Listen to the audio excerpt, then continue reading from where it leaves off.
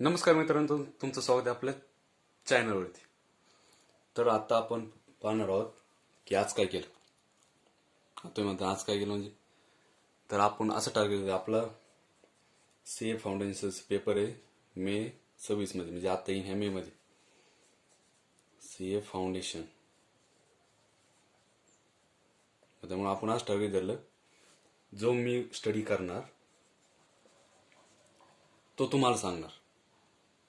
की कारण म्हणजे माझं पण टार्गेट होणार. उदाहरणार्थ मला उद्या 2 पॉईंट करायचे आहेत, ते कोणते करायचे मी तुम्हाला आत्ता सांगणार. उद्या परत ते किती झाले किती नाही, त्यामुळं ते पण सांगणार. म्हणजे मग किती टार्गेट आपलं पूर्ण होते रोजचे रोज ते कळणार. मग याच्यातून तुम्हाला पण असा फायदा होईल की तुम्हाला पण असा फायदा होईल की की तुम्ही पण काही पॉईंट ठरवा, किंवा काहींनी ठरवले असतील की आपल्याला रोज हा पॉईंट करायचा, हा पॉईंट करायचा.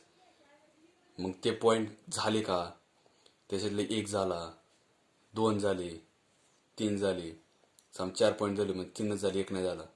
मग हा पॉईंट परत आता लॉच आहे समजा, परत ज्या दिवशी आपल्याला लॉ करायचं त्या दिवशी त्याच्यात क्लिअर करायचा.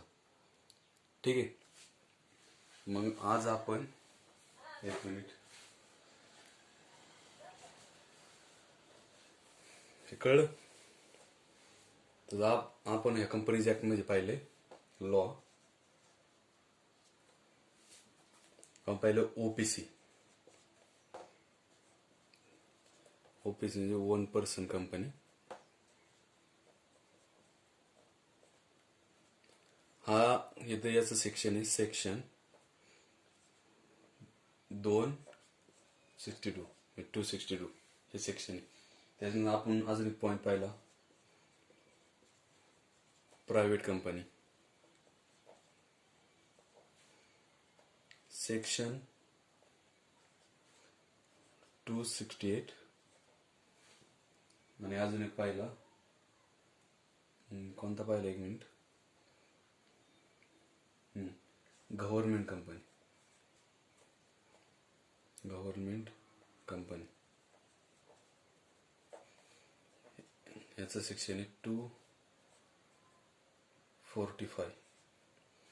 ठीक आहे. म्हणजे मला याच्यात अजून एक पॉईंट पाहिजे होता, तो म्हणजे स्मॉल कंपनीचा. त्याचं सेक्शन आहे 285. पण त्याच्यात माझे ओपीसी पाहिलं, प्रायव्हेट पाहिलं, गव्हर्नमेंट कंपनी पाहिलं. आता हा पॉईंट काही झाला नाही. मग आता आज समजा मी लॉ आणि मॅथ घेतलं होतं, मग उद्या दुसरे 2 सब्जेक्ट घेणार. ते सब्जेक्ट जसं मला माहितीच कोणते, इको आणि अकाउंट. मग आता हा कव्हर करणार मी. आज 25 तारीख आहे, 2 दिवसांनी 27 तारखेला हा पॉईंट कव्हर करणार, इतर पॉईंट कव्हर. आता हे पूर्ण डिटेलमध्ये पण म्हणजे सांगायला पण पाहिजे, पण तेवढा टाइम पण नाही. फक्त एक रिकवर म्हणून आपले फक्त मेन पॉईंट, थोडेफार सेक्शन. कारण आपल्याला काही सेक्शन जरी माहीत असले, मग त्याच्यातला पॉईंट जरी कळला, मग त्याच्यातले ऑटोमॅटिक रिकॉल होतं आपल्याला. ठीक आहे.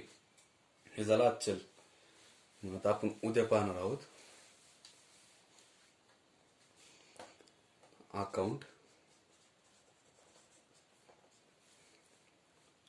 अकाउंट आणि eco.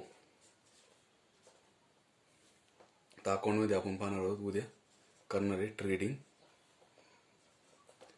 And P&L account. Account आणि बॅलन्स शीट. ठीक आहे. हा आपल्याला उद्या मुद्दा करायचा.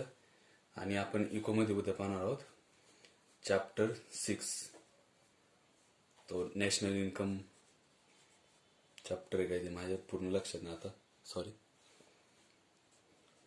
नॅशनल इन्कम रिलेटेड चॅप्टर, त्याच्यात काही न्यूमेरिकल आहे. ठीक आहे. हे पाहणार आहोत आपण. आता पाहू आपण उद्या हा आपलं पूर्ण कव्हर होतंय का, म्हणजे याचे किती पॉईंट आपण सॉल्व्ह करतोय. मग आपल्याला हा उद्या पूर्णच करायचे. म्हणजे जवळपास आपण उद्या एकच पॉईंट घेतला आहे अकाउंटचा, त्यामुळे आपलं हे पूर्णच झालं पाहिजे उद्या. आता उद्या पूर्णपणे तर परफेक्ट नाही होणार, पण बऱ्यापैकी आपण कव्हर करणार.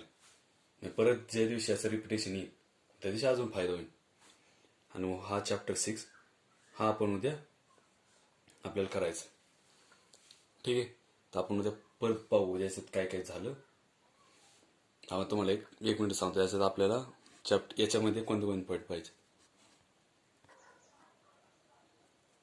हा चॅप्टर आहे आपला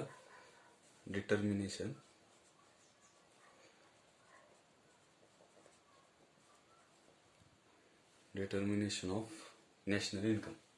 आता आपण याच्यातलं युनिट फर्स्ट पाहणार आहोत, नॅशनल इन्कम अकाउंटिंग.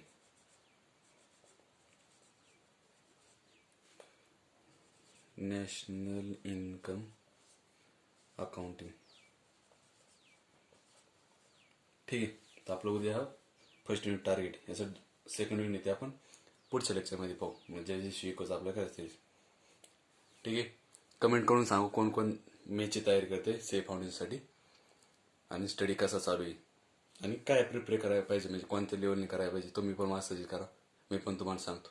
ठीक आहे, आपण भेटू उद्या. टार्गेट पूर्ण होते नाही होते, तोपर्यंत कीप स्टडी.